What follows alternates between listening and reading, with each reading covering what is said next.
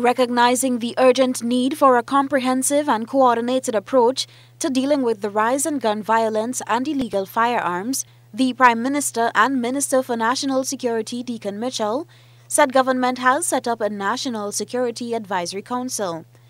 This council will serve as a vital pillar in the nation's efforts to combat the increasing gun violence and curb the circulation of illegal firearms.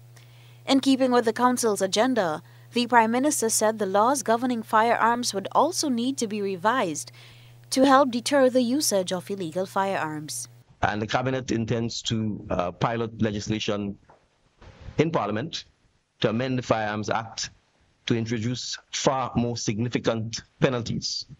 for persons found in unlawful possession of firearms. We will have the ceremonial state opening of Parliament next week, and we certainly intend to pilot the necessary legislation before we go on the Christmas break to be read in Parliament so that it could be enacted into law to signal our view that the possession of unlawful firearms,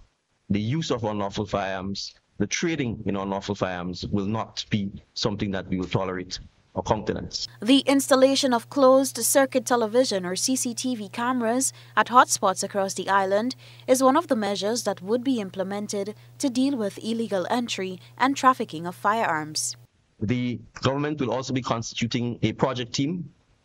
to advise the government on the implementation of CCTV cameras throughout significant public areas and hotspots in Grenada. The government is already in possession of the CCTV cameras. We intend to obviously do the necessary feasibility studies to have them erected at many of the major urban centers and public gathering places where the public meets, from the market square, the main bus terminals, the areas that are heavily trafficked by the public, as well as other areas where we may be vulnerable, particularly in some of our coastal villages, where we believe we are vulnerable to firearm trafficking in particular. The Coast Guard's presence will also be amplified to guard the island's borders. The administration as well intends to, from the budget cycle coming up, deliberately take the decision to invest more in ensuring that our Coast Guard is outfitted with the necessary resources to beef up its capacity to patrol our coastal areas, because we are certainly recognize that we do not produce firearms in Grenada,